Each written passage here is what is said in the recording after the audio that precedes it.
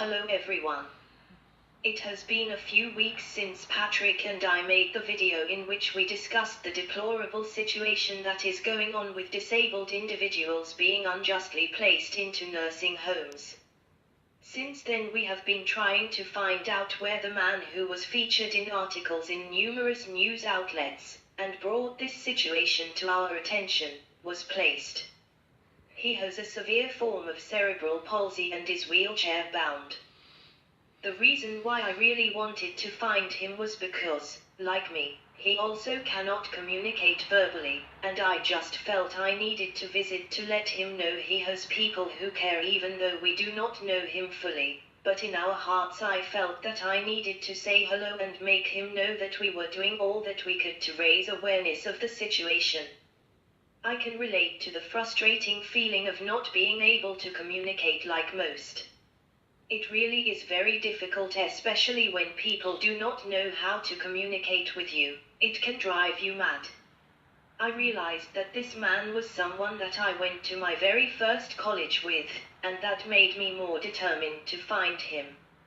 I got in contact with a number of people, and I even found out the center that he attends. From asking around and researching into the articles he had featured in online, both Patrick and I found out the nursing home that he resides in.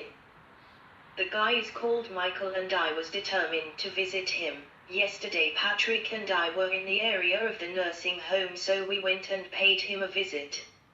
I felt a bit nervous, to be honest, just in case it got a bit awkward, because I knew he would not remember me, and only for the fact that my PA from years ago sent me out a message with his article asking if I remembered him, I wouldn't have recognized him either.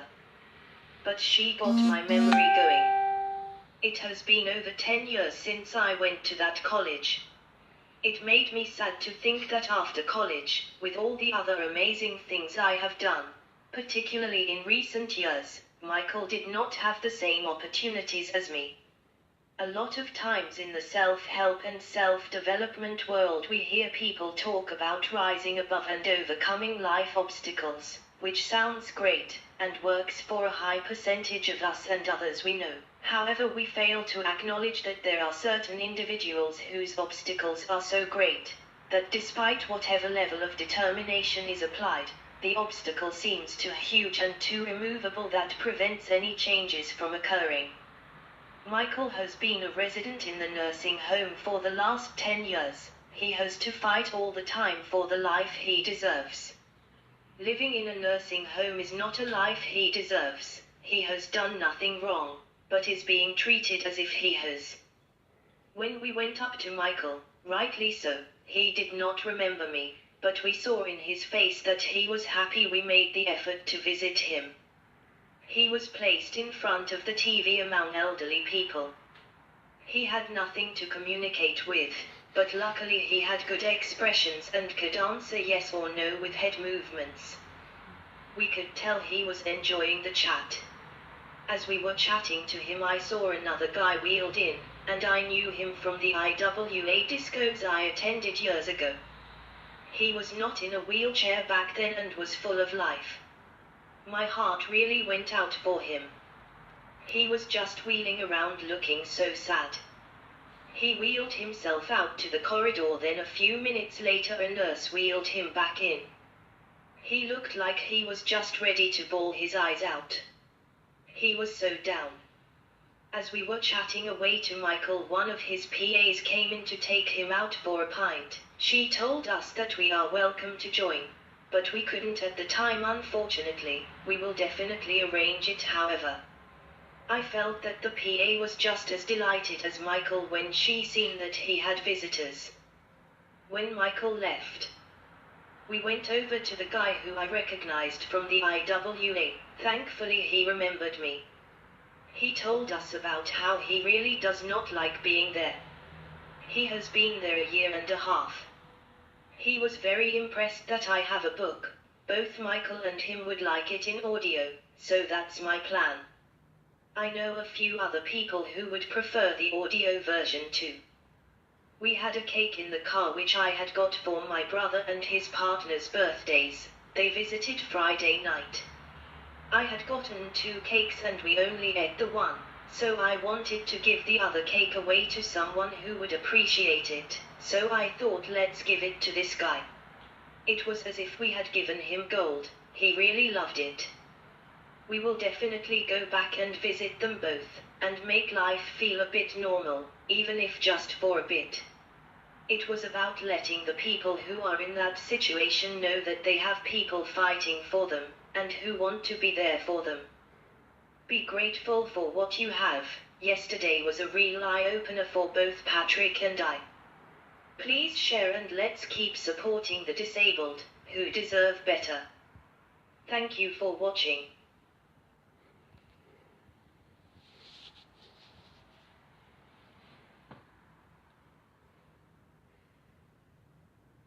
I don't know what's going on. Deadly. Trying to do this.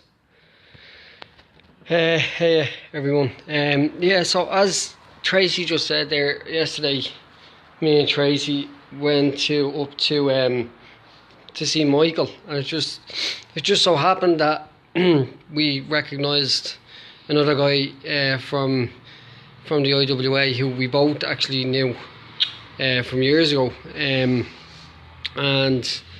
as Tracy said, he seemed very upset after I asked him how he was getting on. He actually looked like he was on the verge of crying, and he was saying that the place was doing his head in, and he was saying things about the staff as well. But I mean, like the general kind of, I suppose, concept or consensus that I got was, these are people who, understandably, like some of them, like Michael, they do require a lot of assistance, a lot of full time. In Michael's case, probably 24-hour assistance. But that doesn't mean that has to be provided in a nursing home. Which, by the way, the nursing home it's a nursing home primarily, like the one that we live beside. But it's advertised as a nursing home and assistive living. Now, how the hell you can combine those two is just beyond me. So you've a nursing home which caters for the elderly, and which, let's face it, without sounding too blunt, kind of end of life type of cases, a lot of them. And then you're providing a service, assistive living service, to people who, in Michael's case, I think he was in his early or mid 30s when he went in there. He's now like 40 something, 45 I think. So he was 35 when he went in. Like 35, you're going into a nursing home where the elderly go to basically spend the last few years of their life. And on top of that, they're sent in there because they have, some of them would be not only physically restrictive, mentally restrictive in terms of, like, dementia and so on. So you're putting people who have disabilities into that environment, and it's like, it's not right. It's kind of like, I went to school Macua from the age of 3 to 18, and in that in that school, like, I don't, like, I have a disability, but I'm not as restrictive 100%. I'm not. I acknowledge that, and I'm not in need of 24-hour care. In fact, I'm not in need of any care. But I think it's kind of a bit crazy that you're in an environment like Skilmacua from the age of 3 to 18 or whatever, up until 18 anyway, and then you're put from there into another centre, which is kind of like an adult centre, which is one like the CRC, the IWA, Ronanstown, places like that, which is grand because, you know, you're around people your own age. And then when you try and kind of move up again to a form of independent living, you can't really, and even if, like in Peter Brady's case, like I've said, even if you get to that level, it can all be taken off you. Like Peter was there, and he was there for 3 months, independent living. 3 months, they were grand. They left him to it, you know, great. He got a kidney infection in hospital for a while. While in hospital, he was told, you know, unfortunately, you can't go back to your independent living. The services aren't there. The resources aren't there. You have 2 options. One is either stay in the hospital, or a second one is to go to a nursing home, and that's where Peter is still to this day. So it's crazy, like, you know, like the most crazy thing for me is, firstly, why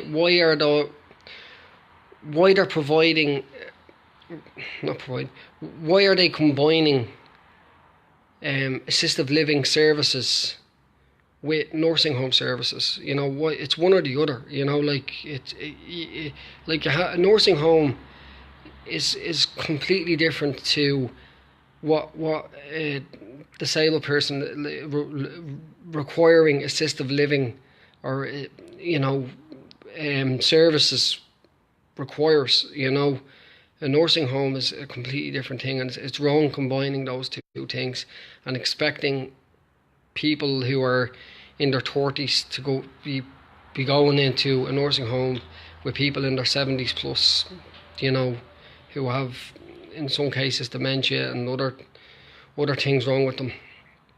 It's wrong. But yeah, I mean, look, at the end of the day, it's all we can do is, like Tracy said, we're gonna continue, like, go up and see, visit Michael and the other guy who we know as well. So, and you know, and hopefully something will change with this. And we'll have to go up and see Peter as well, because it's not right, you know. But the only way, it's like I said the last time we done this video, which got amazing response. The last time we made a video like this, I said the only way change is going to happen, and anyone who has been reading a newspaper or following news over the past was it 1.5 2 years knows, with regards the Irish water thing, the only way change can come about is if enough people make enough noise. And that's exactly what happened with the Irish water thing. You know, obviously that affected a lot of people. This really doesn't affect a lot of people, but, you know, morally it does. You know, like, morals come into the question, and morally it's wrong. Everybody knows that. You know, so hopefully by, you know, us making these videos and the videos being shared, and with enough people making enough noise, hopefully change will come about. So here's hoping that all we can do is continue to do what we're doing. So yeah, so we shall leave you with that. Share the video. Thanks for watching. Bye.